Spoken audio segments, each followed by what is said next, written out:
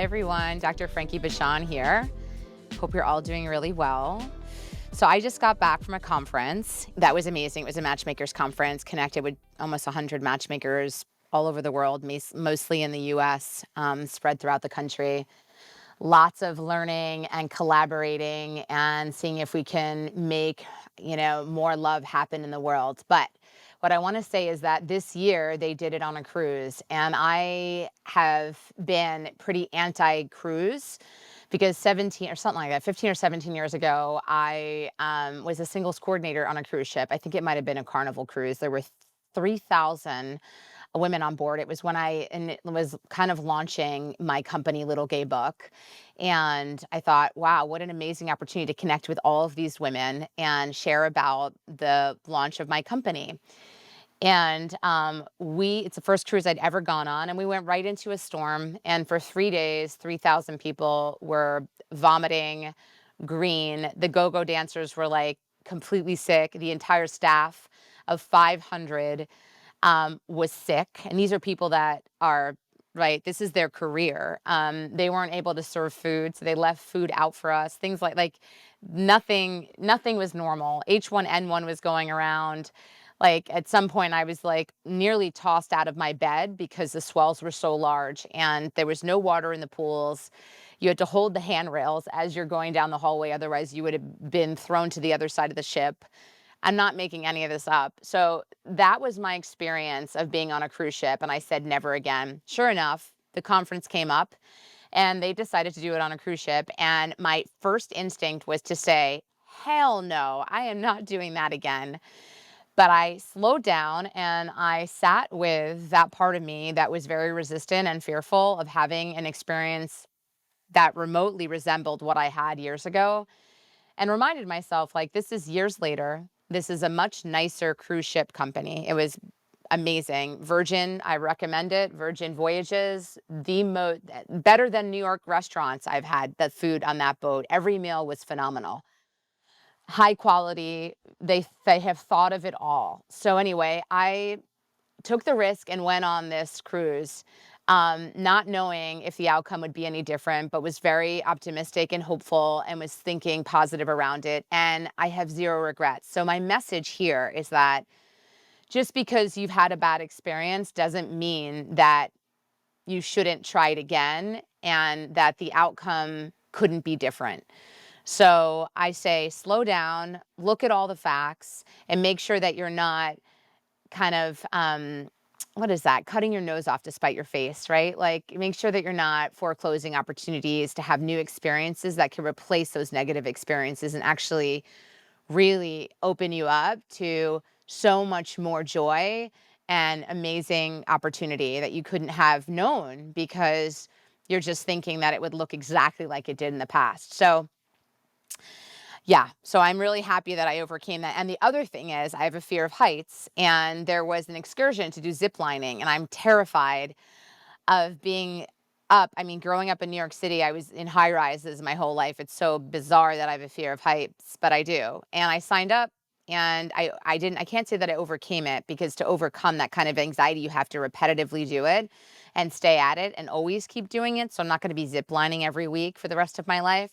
But the fact that I did that and I stared my fear right in the face, and on the other side of it felt so successful. And, it's not that I've overcome my fear of heights, but I certainly realize that a lot of that is just in my head, and that I actually enjoyed the experience, and got to see a part of Dominican Republic that I wouldn't have otherwise seen. So again, being open to possibilities, being different, and saying yes to new experiences. This isn't my topic for the day, but I always like to kind of jump into some thoughts right off the bat that I might be having on any given day when I'm recording. So that you get a sense of me, something beyond content that I keep putting out, on, science-based educational pieces about relationships and relating and self and all of that. So let's just jump into my topic. Top 10 most popular kinks for couples and how to try them. Yeah. All right. Here we go. It's human nature to wonder what goes on behind others' closed doors and maybe compare it to your own life. If you've been curious about whether it's normal for couples to try out BDSM or anything beyond vanilla sex, you're right, it is. A full 10 years ago, as many as 30% of couples were into spanking, and as many as 20% were using restraints. Kink has gone increasingly mainstream. And if you've been interested in trying out something outside your usual norm, you aren't alone. Here are the top 10 most popular kinks for couples and how to try them out if they pique your interest. Number 1, voyeurism. Voyeurism is a kink that involves getting off on watching somebody else in a sexual context. Sometimes voyeurism can have connotations of non-consensual watching, like a peeping Tom, but that doesn't have to be the case. This can be a mild interest, like finding it exciting if your sex partner stands up and gets off the bed to slowly remove all of their clothes for you, or masturbates in front of you. It can also be a stronger kink where someone feels a strong need to incorporate it into their sex life or feels less satisfied by sex that doesn't include any watching or observing. To try out voyeurism with your partner, experiment with asking them to do a slow, sensual striptease for you, or watching them masturbate either in the same room or over video or FaceTime. Number 2, sadomasochism. Sadomasochism fits under the umbrella of BDSM and is a term for the dynamic interplay of sadism, a kink where you find consensually causing pain sexually arousing, and masochism, a kink where you find experiencing consensual pain sexually arousing. Sadists and masochists tend to find each other to form a mutually pleasurable dynamic. Some people enjoy both sadism and masochism, depending on the context. Want to try out sadomasochism with your partner? You can start by consensually incorporating rougher activities into sex like pinching, spanking, slapping, or impact. Number 3, age play. Age play is a role play dynamic where the people involved agree to act as or treat someone as a different age, often with at least one adult acting as children. It can be sexual or non-sexual and may involve an extended role play scenario, like props, costumes, or adopting childish behaviors. The spectrum of how people engage with age play is wide and varied, from role playing as youthful or teen archetypes like a cheerleader or babysitter, or fully role playing infantilism, also known as adult baby diaper lover ABDL. To some people, even the fairly common sexual practice of calling someone daddy constitutes age play. If you're interested in trying out age play as a dynamic with your partner, you can experiment with some light role playing or language choices. Try out how it feels to act slightly younger or brattier during sex, or how it feels to fantasize about yourself or a partner temporarily behaving like a younger version of themselves. Number 4, bondage. Making up the B in BDSM. Bondage is a sexual interest in any kind of restraint or restrictive accessory. The world of bondage and restraint is very expansive. It ranges from fairly accessible toys like handcuffs to extremely elaborate setups like mummification. Somewhere in the middle is the popular practice of rope bondage, or also called shibari, which combines functional restraint with aesthetic artistry in how ropes are tied and arranged. Bondage can be explicitly sexual, like being restrained to a bed while your partner penetrates you, or more abstractly enjoyable, like someone who wants to be tied in a rope and suspended while fully clothed. Bondage is a very approachable and accessible kink to try out. If you think you might be interested, try picking up a pair of cuffs or a book on beginner rope ties to see how it feels. Number 5, role playing. Role playing is one of the most common and accessible kinks out there and includes any kind of sexual play that's done in character while pretending to be in a different and imaginary dynamic with your partner. From teacher student to boss employee, role playing often involves some kind of power dynamic that lets you and your partner shed your everyday personalities and experiment with being less inhibited for a night. Want to try out role playing? Talk with your partner about your fantasies and what turns you on, and choose a scenario that's hot to both of you to try for an evening. Number 6, group sex. Group sex is one of the most common fantasies for people across sexual and cultural subcultures. Whether it's a threesome or the fantasy of a free-for-all orgy, thinking about being the sexual center of attention for a group of people or watching your partner with others is a huge turn on for many people. For some people, the most accessible way to approach this experience at first is through fantasizing about it with your partner, either through sexting or by talking about what you'd like to experience together with other people while having sex together to turn up the heat. If that goes well, you can look into using a dating app or swingers group to try out the real thing. Number 7, feet. Yes, the most popular, believe it or not. Feet are an incredibly common fetish.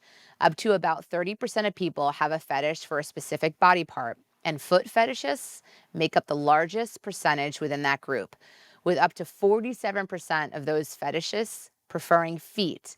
What a foot fetish looks like is different for each person. Some people are into odor, others into footwear, and others just into specific sexual activities with specific types of feet they find beautiful or sexy. Does this describe you or your partner? Try starting out with a foot massage or incorporating kissing, licking, or sucking on feet into otherwise vanilla sexual activity and see how it feels for both of you. Number 8, dirty talk. Dirty talk is a fan favorite during sex. In one study, 90% of people felt aroused by dirty talk with their partner in the right circumstances.